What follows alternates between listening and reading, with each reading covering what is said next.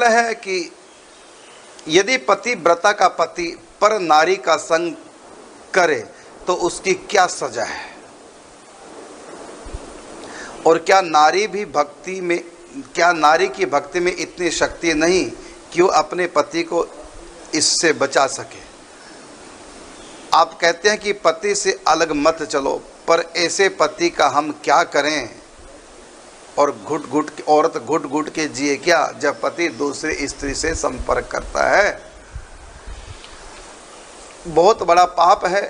पर नारी पैनी छुरी मत कोई लाओ अंग, रावण के 10 शेष गए पर नारी के संग। अरे नर पर नारी मत तक करे। तो इसलिए पर नारी से आपके पति को बचना चाहिए। लेकिन मैं क्या बताऊं, क्योंकि आपका पति तो सुन ही नहीं रहा कथा, ये प्रश्नोत्तरी कार्यक्रम आप सुन रहे हैं, और आपका पति वर्तमान में अपराध कर रहा है, इसका उनको दंड मिलेगा भविष्य में। अब क्या दंड मिलेगा, इसके लिए शास्त्र कहता है अगले जन्म में जैसा वो पति है ना, अगले जन्म में चाहे 100 जन्मों के बाद चाहे 50 जन्मों के बाद, जब भी उसको मनुष्य का जन्म मिलेगा उसको ऐसे ही चरित्रहीना पत्नी प्राप्त होगी जो पर पुरुष में मन लगाएगी, फिर वो घुट घुट के मरेगा। जैसी करनी वैसा फल, आज नहीं तो निश्चय कल। और इसका उत्तर ये भी हम लगा सकते हैं कि आपने पूर्व जन्मों में ऐसी गलती की होगी जो ऐसा पति आपको प्राप्त हुआ।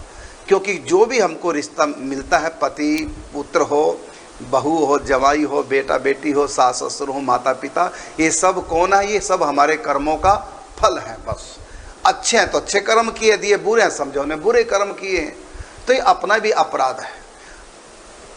लेकिन आप इस जन्म में अपराध नहीं करेंगे, आपको निभाना है। भला या बुरा जैसा भी है, मेरा पति मेरा देवता है। और पतियों को भी कहूँगा मैं, यदि पत्नी ऐसी कुलक्षणा मिल गई है तो कोई बात नहीं, भली या बुरी जैसी भी है, मेरी पति मेरी देवी है, बस घर की लक्ष्मी है। तो इसलिए जो अपराध कर रहे हैं तो बहुत बड़ा अपराध है उनके लिए। ऐसे जो लोग हैं उनके हाथ का तो पितर भी तर्पण नहीं लेते, शास्त्रों में लिखा हुआ है। यज्ञ करेंगे देवता, उनके हाथ से आहुति नहीं लेते, बहुत बड़ा अपराध है। हाँ बस अब जैसा भी है, पति को आप प्रेम से रोकिए, रुक जाए ठीक, नहीं तो कोई बात नहीं, अपने कर्मों का फल मानो। हर व्यक्ति जो भी कुछ पाता है सुख दुख अपने कर्मों के अनुसार पाता है, किसी का कोई दोष नहीं। आपको आपका पति मिला है इस प्रकार का जो आपसे प्रेम छोड़कर पर स्त्री से प्रेम करता है, तो आपका भी पूर्व जन्म का ऐसा कर्म है, और आपका पति आगे के लिए बीज बो रहा है। आप बीज काट रहे हैं, आपका पति बो रहा है, वो आगे काटेगा। कर हरे, तो दुर्गा जी का नाम हरा है, शंकर जी का नाम हरा है, राम कृष्ण नारायण का नाम हरि है। तो हरि को संबोधन करे हरे हो जाता है, हरा को संबोधन करे हरे हो जाता है। शंकर जी हर हैं तो हर को भी संबोधन करे हरे हो जाता है। इसलिए इसमें जो महामंत्र में हरे नाम है प्रारंभ में, तो ये हरे नाम दुर्गा जी का भी है, राम कृष्ण का भी है, शिव का भी है। इसी प्रकार राम का अर्थ है घट घट में जो रम रहा ताही राम पहचान। सर्वत्र जो व्याप्त सत्ता है उसी सत्ता को राम कहते हैं। और दुर्गा भी या देवी सर्वभूतेषु शक्ति रूपेण संस्था नमस्तस्यै नमस्तस्यै नमस्तस्यै नमो नमः। तो भगवती दुर्गा भी सर्वत्र सत्ता है, तो सर्वत्र सत्ता जो व्याप्त है उस व्याप्त सत्ता को राम कहते हैं। तो दुर्गा जी का भी नाम राम है, क्योंकि या देवी सर्वभूतेषु शक्ति रूपेण संस्थिता। तो इसी प्रकार कृष्ण आकर्षित ही कृष्ण, जो अपने भक्तों को अपनी तरफ आकर्षित करे, तो दुर्गा जी भी अपने भक्तों को अपनी तरफ आकर्षित करती है। इसलिए कृष्ण नाम दुर्गा जी का भी है, और दुर्गा जी का एक नाम है, ऐसा कृष्णा भी दुर्गा जी का एक नाम है। सांवले रंग की भगवती काली, तो उनका नाम कृष्णा है। तो इसलिए ये राम कृष्ण और हरे, ये तीनों नाम दुर्गा जी के भी हैं, तीनों नाम शिव के भी हैं, ये तीनों नाम राम के भी हैं, तीनों नाम कृष्ण के हैं, तीनों नाम नारायण के हैं। ये कॉमन नाम है परमात्मा के, राम कृष्ण हरि। तो इसलिए आप दुर्गा जी के भक्त हैं तब भी आप महामंत्र की कर सकते हैं। इसी मंत्र से राम की उपासना कर सकते हैं, कृष्ण की, दुर्गा की, शिव की, नारायण की, निराकार की, आत्म साक्षात्कार की। किलो महामंत्र सब जगह काम करेगा, इसलिए आप खूब करें। हमारे घर में बांके बिहारी जी हैं और जुगल जोड़ी हैं, तो जब घर से जाते हैं तो उन्हें घर में कैसे छोड़ें? घर से बाहर जाना पड़ गया, वृंदावन 3 दिन के लिए, विवाह शादी में कहीं जाना पड़ गया, तो ऐसी स्थिति में ठाकुर जी बड़े हैं, विग्रह युगल सरकार खड़े जी, तो ले जा नहीं सकते। लड्डू गोपाल तो छोटे से कहीं भी चले जा सकते हैं। ऐसी स्थिति में 3 दिन के लिए बाहर जाना है जी। अब क्या करें, साथ ले जा नहीं सकते, ऐसी व्यवस्था नहीं, फिर ऐसी जगह जा रहे हैं विवाह शादी में, तो ऐसी स्थिति में संयुक्त परिवार है नहीं जी जी जी, कोई चाची ताई है, दादी है, वो सेवा करे जी जी जी, अकेले घर में, और हम जा रहे हैं वहाँ, तो ताला बंद करके जा रहे हैं, अब क्या करें?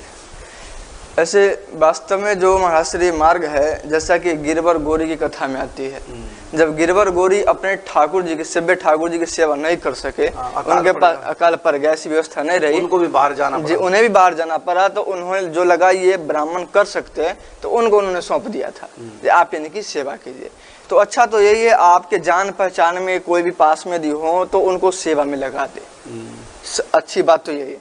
लेकिन यदि ऐसा संभव नहीं है, क्योंकि ठाकुर जिनको एक बार प्रतिष्ठित कर दिए, जिनमें भाव प्रतिष्ठा हो गए, तो उनकी सेवा नित्य होनी चाहिए, बिल्कुल। लेकिन यदि सेवा हम यदि नहीं कर पा रहे हैं, तो अच्छा यही है कि हम उनका पर्दा बंद कर दें और उनकी मानसिक सेवा जरूर करें महाराज। बिल्कुल। देखो 2 प्रकार आपको भी बताए हैं, जैसे बताया कि यदि आप ना संग ले जा सकते हैं, ना किसी को दे सकते हैं, ऐसी स्थिति में आप पर्दा बंद कर दें, और जैसी आप प्रतिदिन सेवा करते थे वैसी सेवा आप मानसिक करें, आंख बंद करके ठाकुर जी को जगाएं, मानसिक स्नान करें। जहाँ भी कहीं आप हैं, विवाह शादी में कहीं भी गए बाहर, वहीं से आंख बंद करके ठाकुर जी को जगाएं, स्नान करें, वस्त्र अलंकारों से सुसज्जित करें, और अपने अष्टयाम सेवा जैसे दिन प्रतिदिन करते हैं वैसे आप मानसिक करें, तो इस प्रकार आपकी सेवा चलती रहेगी। लेकिन जो बड़े मंदिर हैं, 12 उंगल से बड़े ठाकुर जी हैं, जिनके वैदिक रीति से मंदिर में प्राण प्रतिष्ठा की गई, वहाँ पर ये रूल नहीं है। जो सार्वजनिक बड़े मंदिर हैं जहाँ पर अचल भगवान की स्थापना है, ये रूल वहाँ नहीं चलेगा। वहाँ तो यदि एक दिन भोग नहीं लगाया, एक दिन आरती नहीं हुई, तो दोबारा से प्राण प्रतिष्ठा करनी पड़ती है जी महाश्री। हाँ, और 12 साल लगातार कहीं ठाकुर जी की सेवा हो रही है तो ठाकुर जी सिद्ध हो जाते हैं। वो है अचल प्रतिमा, मंदिरों में, बड़े बड़े मंदिरों में जो स्थापना होती है अचल, तो अचल प्रतिमा का ये रूल नहीं है जो अभी अभी आपको बताया हमारे राधा शरण जी ने, कि मंदिर बंद कर दो और मानसिक करो। जो वैदिक रीति से जहाँ स्थापना, वहाँ तो कर्म कांड की रीति से प्रतिदिन भोग भी लगेगा और आरती भी होगी। यदि सेवा एक दिन नहीं हुई तो दोबारा से मंदिर में प्राण प्रतिष्ठा करनी पड़ेगी। हाँ, जो घरेलू ठाकुर जी हैं, घरेलू ठाकुर जी में सूतक पातक कुछ भी नहीं है। जो छोटे 12 उंगल से छोटे हमारे घर के ठाकुर जी हैं, सूतक घर में लगे तो घर से बाहर करने की आवश्यकता नहीं है। हाँ, स्त्री अगर अपवित्र अवस्था में तब अवश्य परहेज करें, लेकिन घर के ठाकुर जी को सूतक पातक नहीं लगता।